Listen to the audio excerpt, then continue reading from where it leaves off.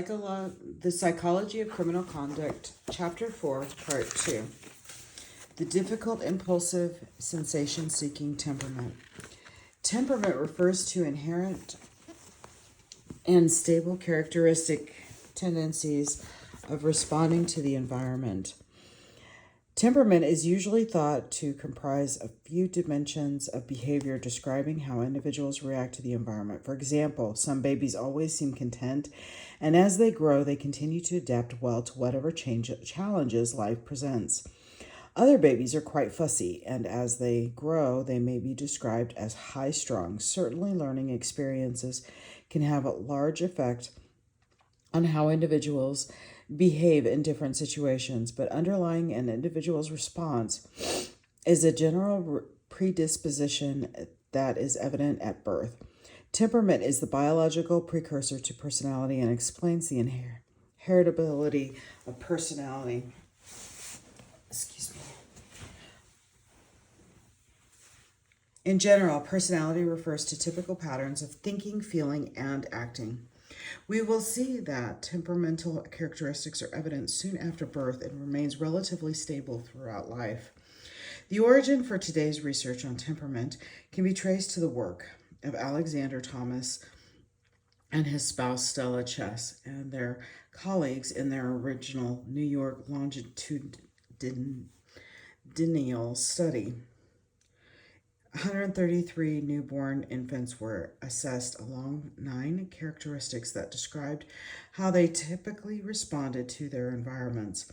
For example, a newborn's activity level could be categorized as low, lies still when being chained, or high, fidgets while being changed. The quality of mood is negative, fusses after nursing, or positive, quiet after nursing, and distractibility as low, stops fussing when given a pacifier, or high, continues fussing when given a pacifier. The categories were further clustered into 3 types: easy, slow to warm, and difficult. It is common for personality theorists to reduce specific descriptors to a few general temperamental traits. We will use their terminology of facets and traits. Traits are the big picture descriptors of temperament. Example, a difficult temperament, and facets are more specific descriptors that make up a trait. Example, the activity level, negative mood, etc. Our interest is in what Chess and Thomas called the difficult child, a category that comprised 10% of the 133 children. The difficult child demonstrated the following 5 facets. 1, intense reactions to stimuli. 2, generally negative mood, a slowness to adapt to change. 4, irregularity in sleep, hunger, and other bodily functions. Chess and Thomas followed their difficult children into early ages 18 to 24 and young 25 to 30 adulthood and found significant stability. For example, in early childhood, 10 to 12 cases diagnosed with a behavior disorder were temperamentally difficult children. Research over the past decade confirms a moderate level of stability for many temperamental traits. Today, researchers have identified a number of temperamental traits, many of which are important to an understanding of delinquency, especially life course persistent youth. 2 interrelated temperamental traits are especially important.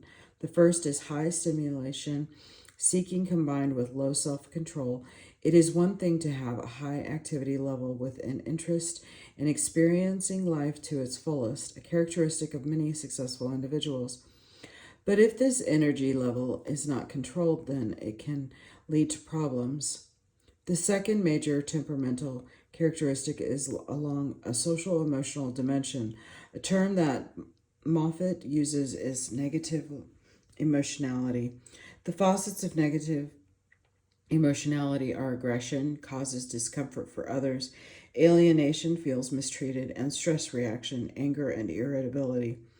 Life course persistent offenders score higher on measures of negative emotionality than adolescent limited offenders. Furthermore, a subset of life course persistent offenders, psychopaths, also show a callous, unemotional quality to their social interactions. This temperamental characteristic is biologically based, and it is as relevant to girls as it is to boys. Regardless of the terminology used by researchers, some form of a difficult temperament is common to almost all classification schemes. We will continue to use the term difficult because it conveys well the potential problems these children can create. A difficult temperament, as characterized by impulsive sensation seeking and negative emotionality, and certainly tax many a parent and school teacher. Although all children begin life with no self control skills, most gradually do learn to control their impulses. Where self control matters the most is in inhibition of aggressive behavior, and learning to inhibit aggressive behavior takes time. It is expected that children with difficult temperaments would have a more arduous time learning these skills. A difficult temperament in infancy or early childhood has predicted aggressive behavior, adolescent delinquency, and psychopathy. Schwartz, Schneidman, and Kagan followed young children assessed before the age of 31 months until the age of 13 years. Difficult, uninhibited temperament predicted delinquency and aggressiveness, as reported by the parents. Terry Moffat and her colleagues found a difficult lack of control temperament as early as age 3 to be predictive and maladaptive behaviors, ranging from depression to criminal convictions at age 32. Whereas Glenn et al. Found uninhibited sensation seeking at age 3 to predict psychopathy at age 28. If a child born with a difficult temperament, how does this temperament promote the development of criminal behavior? As suggested earlier, parenting and teaching such a child is demanding. A positive outcome for the child could result if the child has the right parents, and right teachers, caring, patient, and flexible in adapting to the child's behavioral pattern. However, if there is a poorness of fit between parenting and teaching styles and the child's temperament, then there could be trouble.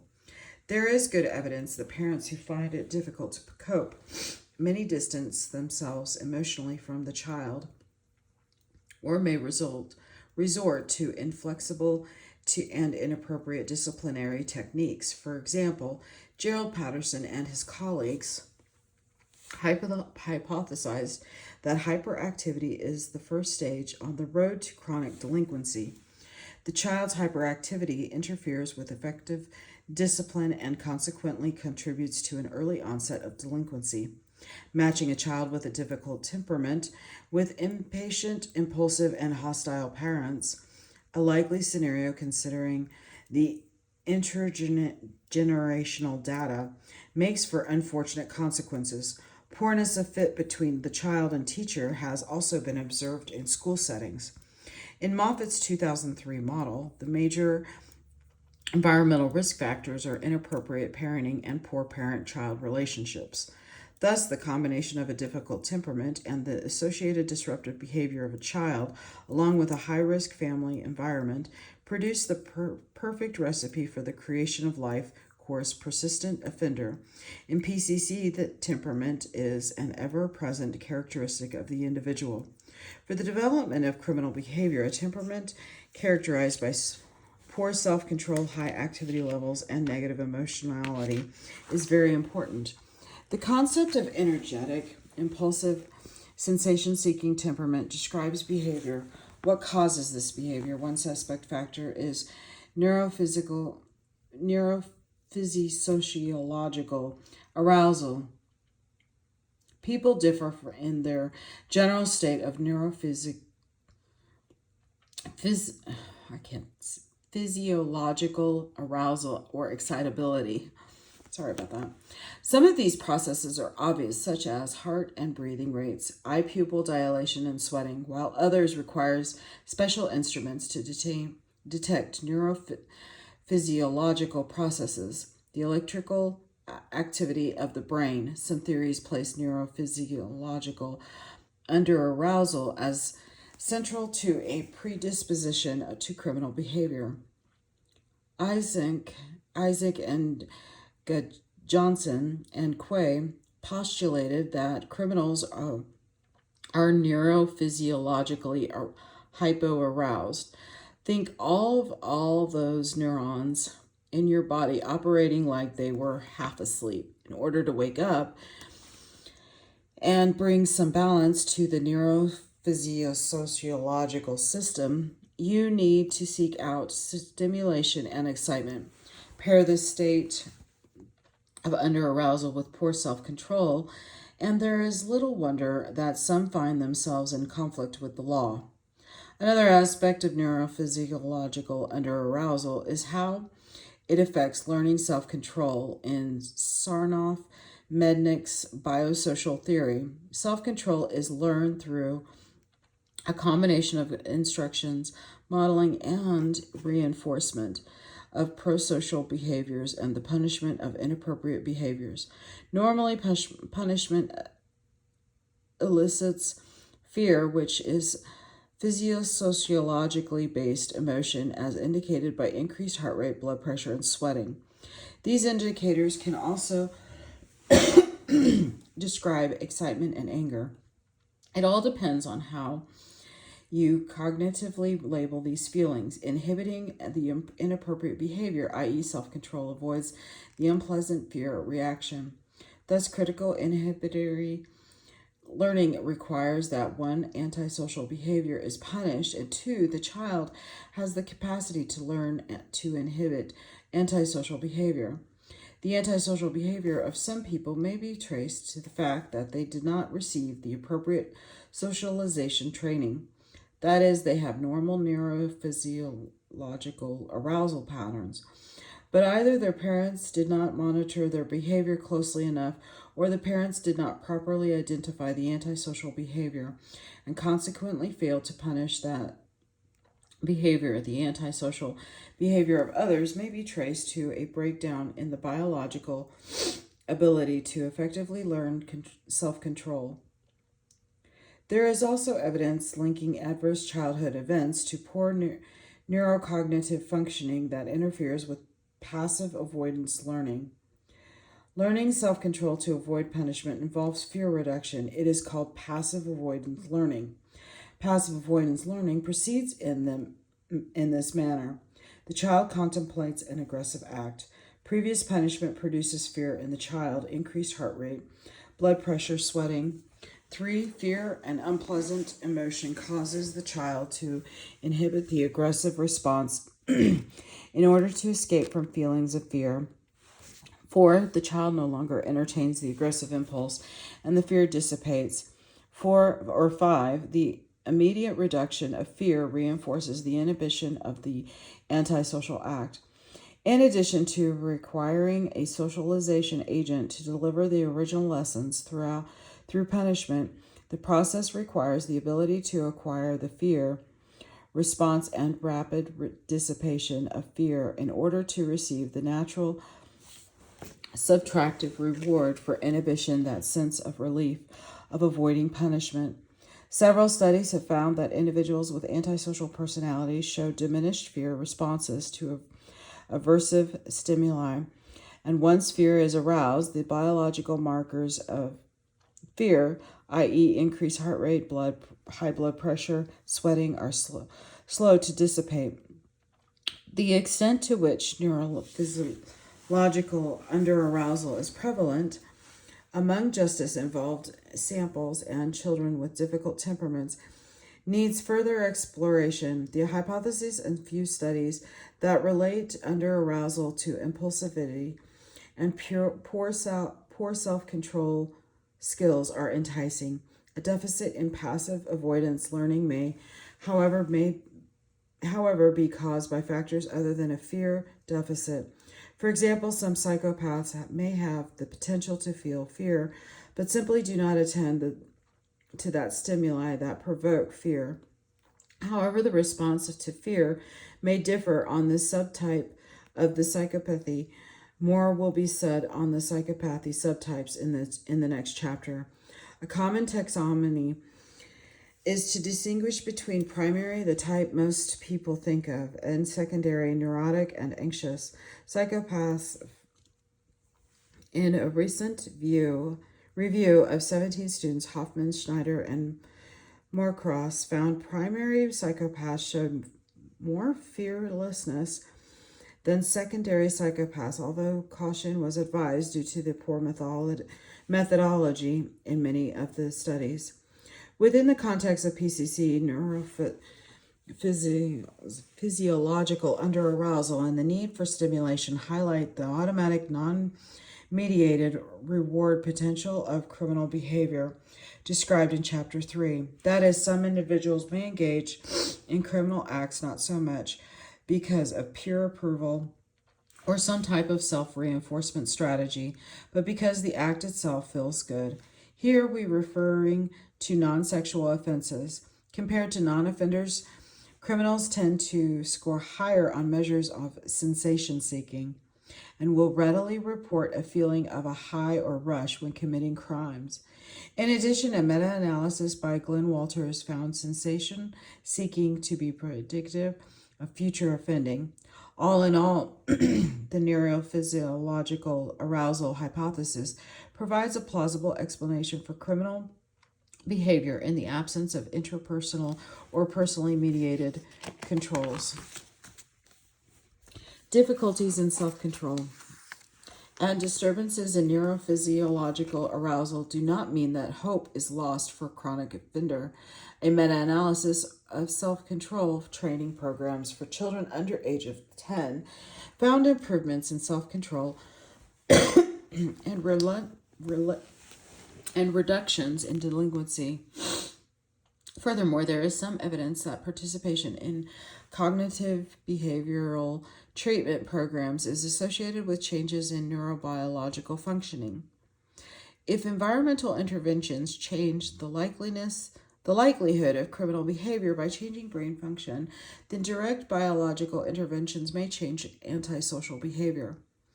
2 randomized double-blind experiments have been reported by Adrian Rain and his colleagues on the relationship between poor nutrition and aggressive behavior, mediated through brain development. In the first study, were randomly assigned to receive an omega-3 supplement in their fruit drink or to receive only the fruit drink. Neither the study participants nor the researchers knew who was administered the placebo or omega-3 supplement. After 6 months, the children who received the omega-3 supplement showed reductions in aggressive behavior. The parents of the children who had their omega-3 supplement also showed reductions in aggressiveness toward their children, presumably because the children were more compliant. In the second experiment, Singaporean youth's mean age, 19 years, were assigned to 1 omega-3 supplements, 2 no supplements, or 3 treatments as usual. Example, educational programming, family counseling. The researchers found reduction in self-reported antisocial behavior for the group receiving the supplement, particularly for impulsive aggression, but not in officially measured institutional misconduct. Although the overall effect of omega-3 supplements on antisocial behavior is relatively small, there remain many unanswered questions as to why it works and the dosage needed for maximum benefit. We now leave the review of the proximal biological covarieties of crime and turn to more distal biological factors, namely evolution. Crime, a failure or success of evolution. Darwin's theory of evolution by natural selection proposed that through gradual adaptations to the environment, a species would evolve into a new species quite different from its ancestors. The modification made to anthropology. The modifications made to a species' physical appearance and physiology are adaptive, and they are adaptive because they allow the organisms to survive and reproduce. Example, a swallow uses its wing to fly and catch aerial insects, while penguin cannot fly but uses its wings to swim after fish. In both cases, the wings assist the bird with obtaining food. The two major tenets of Darwin's theory are: one, today's species evolved from ancestral species, and two, organisms that adapt their environment are more likely to reproduce, thereby ensuring the continued viability of the species. Organisms that fail to adapt are less likely to reproduce. These lineages die off, thus the survival of the fittest. At the time, Darwin did not understand how certain adaptations are passed from one generation to the next. As we have seen, it is the gene that holds the programs that influence biological, physiological, and some argue psychological processes and transmit adaptations from one generation to the next. Congruent with the Darwinian perspective, genes are seen as trying to maximize their present and continued survival. The title of Richard Dawkins' 1989 book, The Selfish Gene, says it all. The sole purpose of genes is to replicate, using Dawkins' word, and genes uses the body of the organism to succeed in a very competitive world. Remember, there are other organisms with their own genes wanting the same thing. A failure in evolution, the caveman awakened. Cesar Lombroso, 1835 to 1909, is considered to be one of the founders of modern criminology. Trained as a physician with an interest in psychiatry, a professor of mental disease, he was particularly taken by the physical features of criminals. Lombroso measured and tabulated the size of the head, ears, and arms, and also noted unusual physical features such as eye defects and oddly shaped noses. Why this interest in physical characteristics, and what does it all mean? A revelation came to Lombroso while conducting an autopsy on a prison convict. He observed that the occipital part of the brain, located at the back of the brain and responsible for vision looked like the brain of a rodent. Therefore, three conclusions were made. First, biologically, the criminal has similarities more in common with lower order animals than the rest of the human race. Second, because of this biological backwardness, the individual is likely to behave like an animal with few inhibitions. More to the point, the criminal is a biological throwback to an earlier evolutionary stage. Lombroso's theory of atavism means a reversion to the characteristics of some remote ancestor. Finally, some criminals are simply born bad. For Lombroso, not all criminals are born bad, and not all are atavistic. Most criminals were the result of adverse environments and experiences. However, the minority of the really unpleasant sorts, chronic career criminals, suffered from a woefully inadequate biological makeup that prohibited successful coping in the modern world. If we review the physical characteristics of Lombroso's atavistic criminal, i.e. long arms, large jaws, ears standing out like a chimpanzee, then we get the picture of a Neanderthal who we can imagine having great difficulties in the modern world. Criminal man was seen as a failure of successful adaptation and evolution to a higher level. The atavistic criminal had some success in reproducing because of aggressive sexual behavior, rape, and copulating with those who were similarly malformed. Lombroso did not limit his studies to males, but also gathered morphological physical data on women.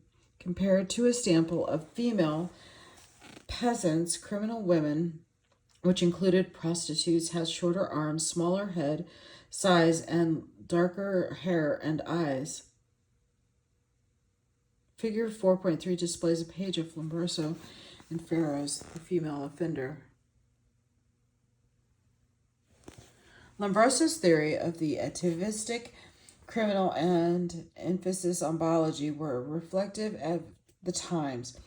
The validity of the theory depended upon partly on the demonstration that criminals do indeed show more physical anomalies than non-criminals. Lombroso's own work on this was limited to rather small samples, 383 male criminals and 80 female criminals, with dubious comparison groups. Subsequent studies with much larger samples found mixed results, with many plagued by poor methodologies.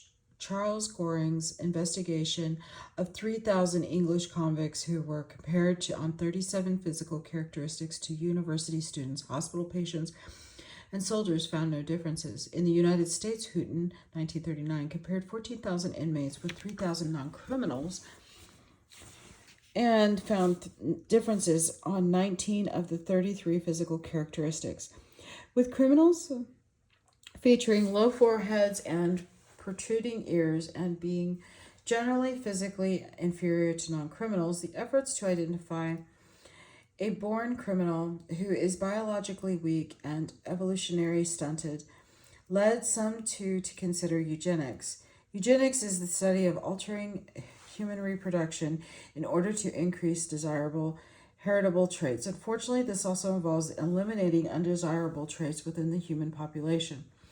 For example, Houghton believed that the way to deal with criminals was to make sure that they did not reproduce.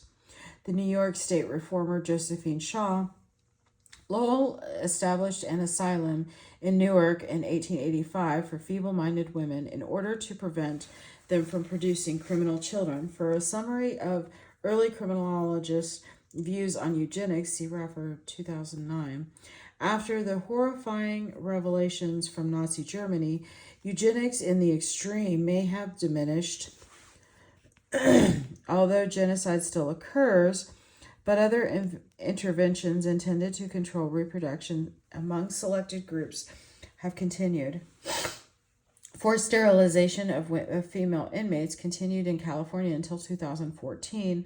Sexual offenders were castrated for non-therapeutic reasons, and some have argued that the high incarceration rates of blacks in America serve to limit their reproduction. Finally, we have Gluck and Gluck's classic comparison of delinquents and non-delinquents using William Sheldon's three body types of ectomorph, thin, endomorph, overweight, and mesomorph, muscular. Each body type was associated with different temperaments. For example, this mesomorph had high activity level and was more aggressive. Of course, many individuals cannot be definitively classified into any one body type. To deal with this problem, Sheldon developed a rating scheme by which points were assigned for each body type. There was an atlas of more than 1,000 male college students with 46,000 photographs to help assign ratings. The Glucks found that the delinquents were more likely to fall in the mesomorph category. Although this body type pattern has been repeatedly found to be associated with criminal behavior, we cannot conclude that this body type was predetermined by genes. The mesomorphic body type could just as well have been the result of physical adventurism lifestyle. Lombrosian-like explanations of criminal conduct have continued into the present century. The most well-known and controversial views are those of Philip Rushton, along with Arthur Jensen, proposed that there are racial differences in intelligent temperament, social organization, example, respect for the law, marital stability, and sexual restraint. More to the point, they argue that Asians are the most advanced, followed by Caucasians, and then blacks. Furthermore, these differences are explained by genetics and by association evolution.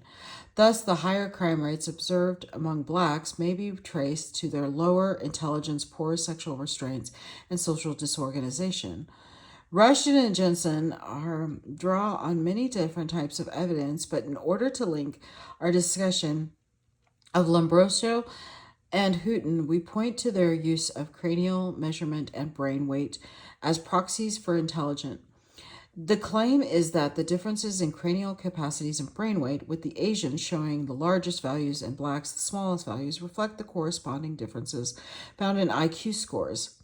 To be clear, however, Rushton's interpretation of morphological differences among races was widely criticized on methodological and theoretical grounds, as well as his links to the white supremacist leaning Pioneer Fund.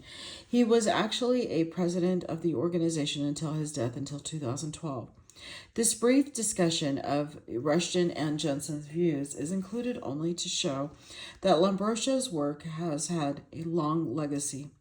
Criminal behavior as an evolutionary adaptation. In the previous section, Lombrosia's theory of atavism was described as a backdrop to modern evolutionary explanations of crime. Contrary to the opinion of many of today's evolutionary theorists, Lombrosius took the position that criminal man and women were defects of evolution, not all a positive step in evolutionary development. However, modern evolutionary theorists stress the successful adaptation to the environment. There are exceptions. For example, the HIV virus kills the infected person, thereby killing itself. Evolutionary criminologists and psychologists have proposed that some forms of criminal behavior can be understood as a product of successful evolution. When evolutionary theory is applied to criminal behavior, attention is given to temperaments, personality traits, and behaviors that maximize reproduction. Thus, risk-taking, aggression, and dishonesty may lead to consensual sex without birth control, non-consensual sex, rape, and multiple sexual partners, thereby increasing the likelihood of offspring. Counts are men who reproduce with women in sneaky, aggressive, or cheating ways and then leave the women while they go looking for another reproducing partner. Dads, on the other hand, remain monogamous and participate in the raising of the young. It is easy to use evolutionary theory to explain the origins of criminal behavior. Simply think of the early sexual behavior of the delinquents, the promiscuity and parasitic lifestyle of the psychopaths, and the general dishonesty of criminals. There are also a number of areas where the application of evolutionary theory is quite problematic because it suggests an excuse for theory adherent behaviors and minimizes thus plausible causal mechanisms.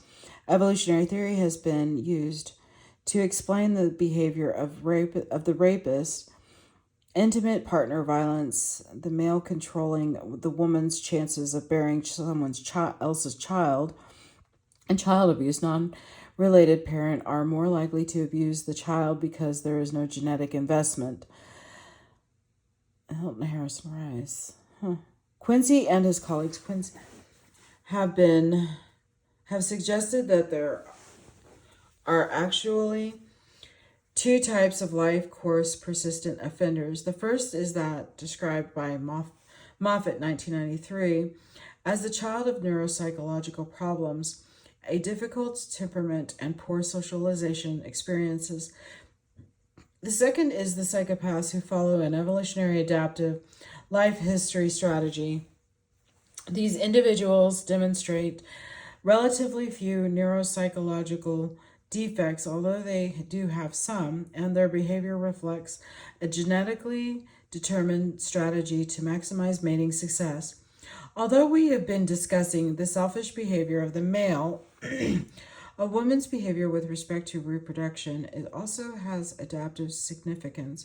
Women, according to evolutionary theory, would seek the dad who would commit to raising the child and ensure the continuity of the genetic pool. Childbearing by a single parent runs the risk of the offspring not reaching maturity and reproducing.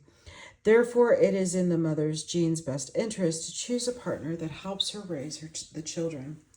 Ellie 2005 and Buss 2009 argue that mothers are also predisposed to pick status-driving males, which puts evolutionary pressure on males to be highly competitive and in the process of being competitive People are also victimized in order to get ahead. Another important feature of a dad is that of nurturance, i.e., caring for children. Of course, the male is not entirely ignorant of the female's preferences, and men try to make themselves attractive and worth keeping.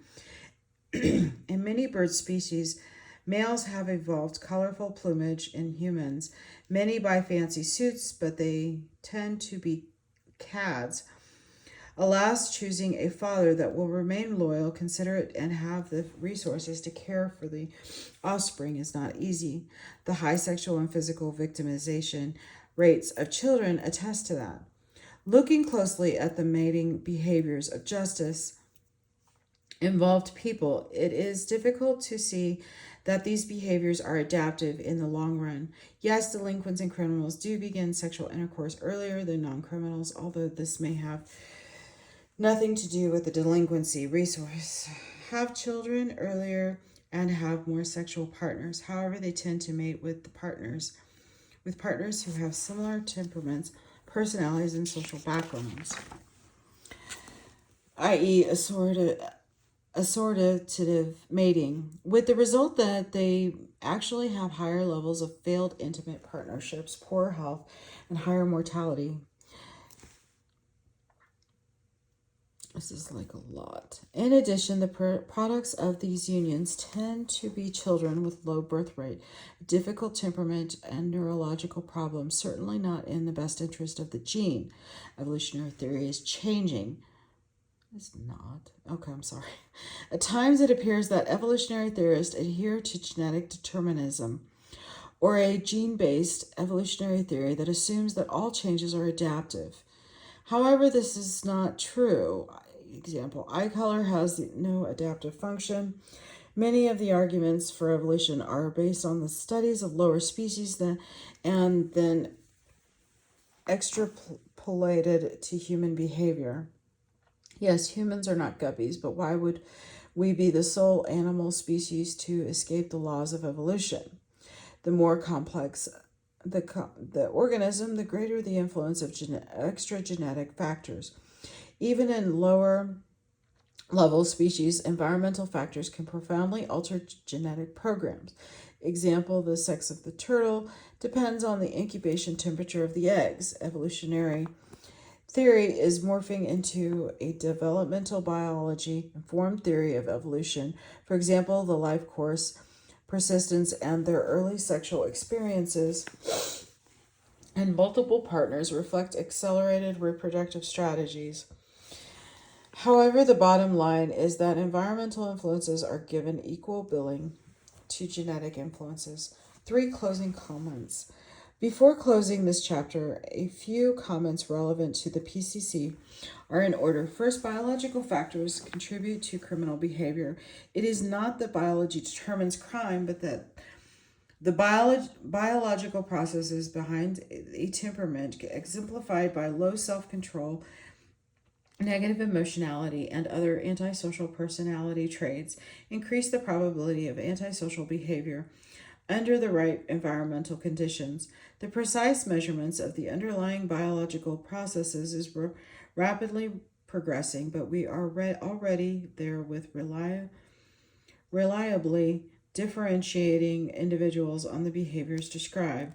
Second, assessment and treatment interventions need to include biological considerations. Neurobiological factors can predict treatment outcome. However, these factors need to be integrated into structure offender risk instruments. For example, Shang, O'Connell, and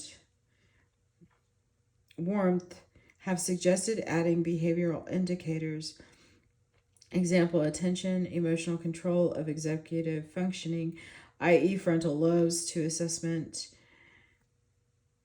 batteries. We also know that biological factors can change as a result of treatment interventions, and more research is needed to help us understand this nature-nurture interaction.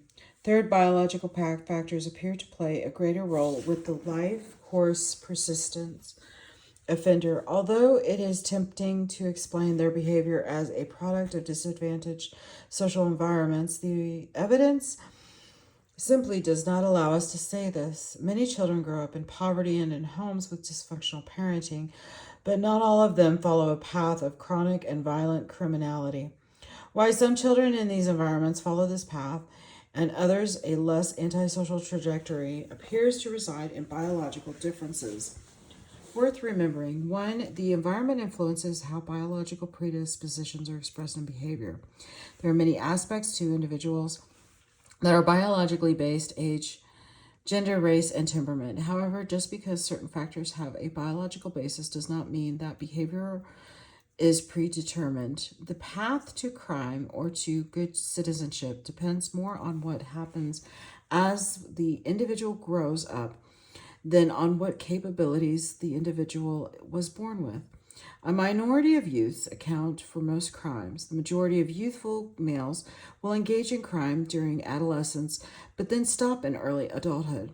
Developmental criminologists refer to this trajectory as adolescence limited. However, a small minority of youths will continue their criminal activity into adulthood. This trajectory is called life course persistent. There is a hereditary component in criminal behavior that interacts with the social environment. The findings from family lineage, twin, and adoption studies point to a genetic component to criminal conduct. It is not criminal behavior per se that is inherited, but temperamental characteristics such as low self-control, sensation-seeking, and a negative emotionality. A difficult temperament may predispose some to an increased risk of crime, but the environment influences whether the predisposition translates into criminal behavior. Genes determine biochemical reactions. The environment determines what you think and how you behave. Other biological factors can play a role with some individuals some of the time. A variety of biological factors, example, the neurophysiological underarousal, have been documented as risk factors in some individuals. These sociological factors may be especially important with life course persistent and violent offenders. Evolutionary explanations of criminal behavior have interesting implications, but the field remains highly controversial. The idea that criminal behavior has an adaptive function underlies evolutionary perspectives of crime, that is, the aggression and dishonesty of criminals have payoffs. Beyond immediate gratification, the early perspective that genes are all important has diminished with a reminder of the tremendous importance of the environment. And here are the recommended readings. And this is the end of chapter 4. Thank you.